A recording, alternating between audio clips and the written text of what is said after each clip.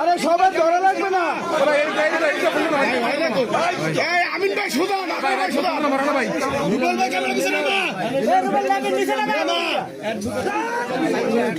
রুবেল ভাই সবার ছবি নষ্ট করতে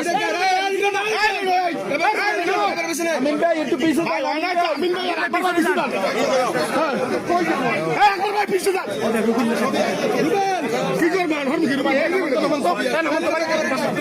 ভাই ছবি তো হয় না ভাই পক্ষে জমা দিয়েছি বরিশাল 3 আসন বাবুগঞ্জ বিভাগীয় পর্যন্তে এবং আমার বাবার পক্ষ থেকে এবং আমাদের সবার পক্ষ থেকে বাবুগঞ্জ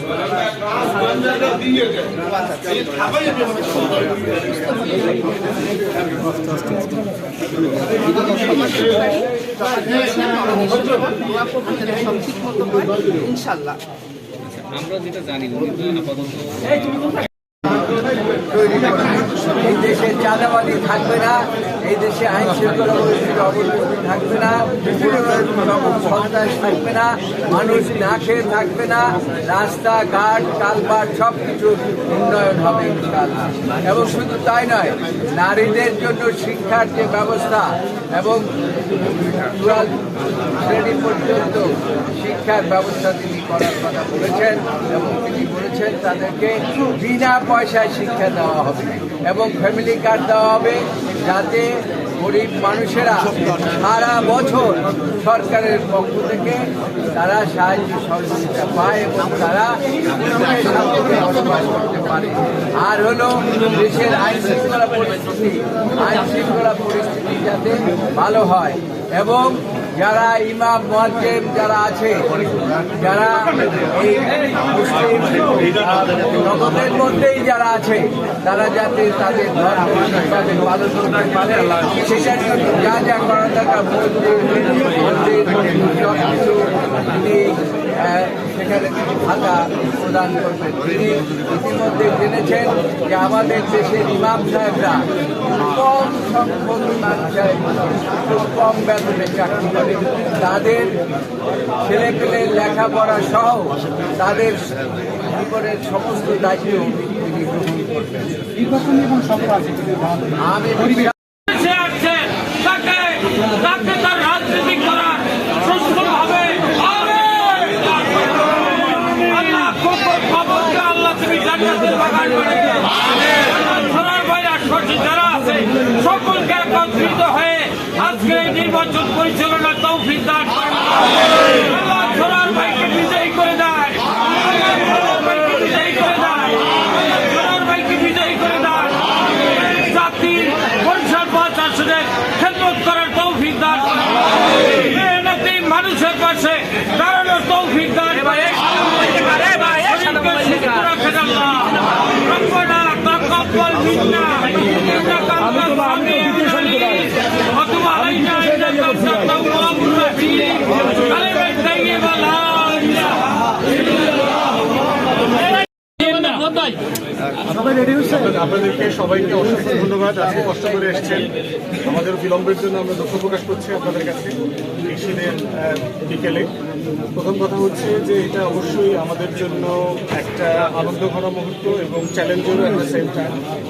আমরা ইতিমধ্যে প্রশাসনের বিভিন্ন জায়গাতে একটা ভালো নির্বাচন করবার চ্যালেঞ্জ নিয়ে বারবার কথা বলেছি। নির্বাচন কমিশন, অন্তর্বর্তীকালীন সরকার এবং বরিশালের যারা স্থানীয় প্রশাসন আছে, বিভাগীয় প্রশাসন থেকে শুরু করে জেলার যারা দায়িত্বে আছে বিভিন্ন জায়গায়, তাদেরকে সবাইকে আমরা বলেছি যে একটা ভালো নির্বাচন করবার যে চ্যালেঞ্জিং জায়গাগুলো আছে তার ভিতরে সবচেয়ে বড় চ্যালেঞ্জ হচ্ছে গুমগামী মাস্তানিয়াগি। আপনার যে পরিমাণ অস্ত্রের প্রস্তুতির কথা আমরা বিভিন্ন জায়গা থেকে খবর পাচ্ছি, ভায়োলেন্সের সংঘর্ষের প্রস্তুতি, কেন্দ্র দখল করবার প্রস্তুতি, এই দলের পুরাতন নেতাদের সাথে ওই দলের পুরাতন নেতা পরিকল্পিতভাবে কিছু গুন্ডা পান্ডাকে জামিন করানো হচ্ছে আমাদের এলাকাগুলোতে, এবং কলকাতায় অথবা ভারতে পালিয়েছিল এমন গুন্ডা পান্ডারাও ফিরে আসছে অন্য জেলা থেকে। এভাবে থাকে ইনশাআল্লাহ এই নির্বাচনে মানুষ ধানের শীষে ভোট দিতে এগিয়ে আসবেন, ভোট করতে যাবেন এবং ভোট দিয়ে বাংলাদেশ জাতীয়তাবাদী দলকে বিজয় লাভ করাবেন।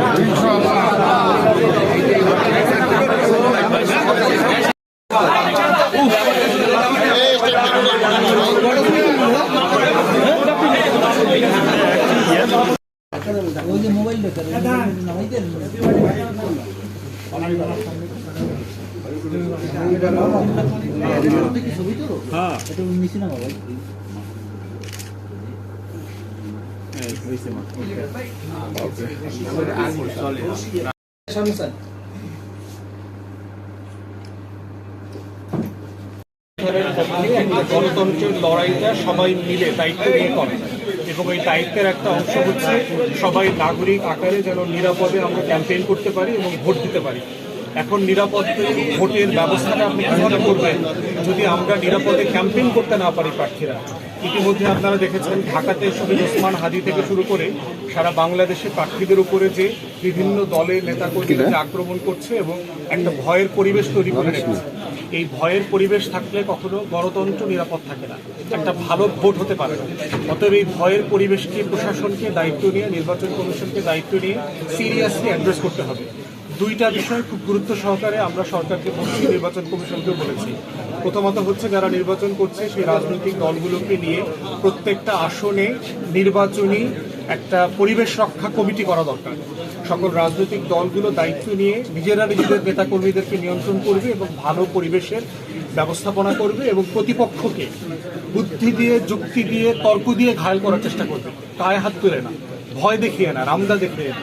আমরা ওই গণতন্ত্রটা চাই যে আপনি মেধা দিয়ে, যুক্তি দিয়ে আমাকে হারায় দেন, আমার বিরুদ্ধে আপনি মিছিল করেন, আমার বিরুদ্ধে স্লোগান দেন, সমস্যা নেই, কিন্তু আমাকে মারতে আসবেন না, আমার গায়ে হাত তোলার চেষ্টা করবেন না, রামদার ভয় দেখাবেন না, অস্ত্রের ভয় দেখাবেন না, সর্বহারার ভয় দেখাবেন না, আন্ডারগ্রাউন্ডের ভয় দেখাবেন না। এইটা গণতন্ত্র। অতএব এইটা রাজনৈতিক দলকে দায়িত্ব নিয়ে সিরিয়াসলি করতে হবে। দ্বিতীয়ত আমরা বলেছি একটা যৌথ বাহিনীর কম্বিং অপারেশন দরকার। প্রত্যেকটা আসনে সারা বাংলাদেশে আমরা দেখেছি 50, 60, 100 লোক আছে যারা প্রচন্ড ডিস্টার্বিং এলিমেন্ট, ক্রিমিনাল গ্যাং বলতে পারে। এই গ্যাংয়ের 50 থেকে 100টা লোককে যদি আপনি 2 মাসের জন্য, 3 মাসের জন্য গ্রেফতার করে রাখেন শুধুমাত্র বিশেষ ক্ষমতা আইনে, সেক্ষেত্রে সবার কাছে আমরা দোয়া প্রার্থী যাতে শীঘ্রই আমরা বাবাকে সুস্থভাবে আমাদের মাঝে যেন আনতে পারি, তখন ইনশাল্লাহ। এছাড়া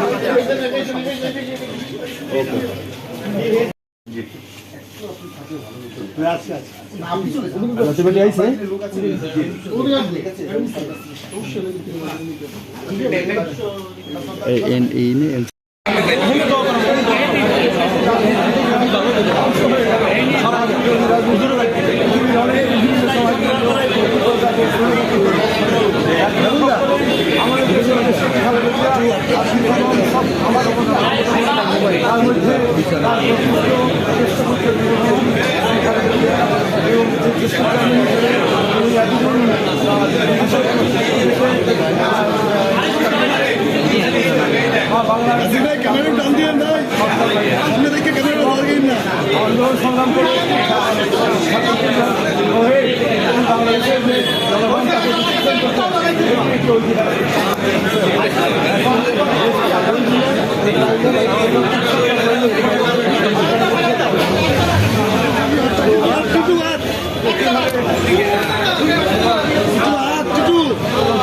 জনগণ মোবাইলগুলো পিছনে জনগণের সামনে দিকে রয়েছে। I have a plan, I have a plan. শহীদ রাষ্ট্রপতি জিয়াউর রহমান এই পরিষদে অনুরোধ করেছেন, এবং আমরাও চাই তার দ্বারা বাংলাদেশের প্রতিষ্ঠিত হোক এবং দেশের উন্নয়ন হোক। এবং আমরা এখনো আমরা অপেক্ষায় আছি দেশের দিকে, এবং খালেদা জিয়া হাসপাতাল থেকে ফিরে আসবে, এবং তার জন্য আমরা কিছু করে দোয়া করবো। আমাদের গণতন্ত্রের ধন্যবাদ। সবার সাথে হাত মেলানো যাচ্ছে না, 5 জনের বেশি আসা ভাইস প্রেসিডেন্ট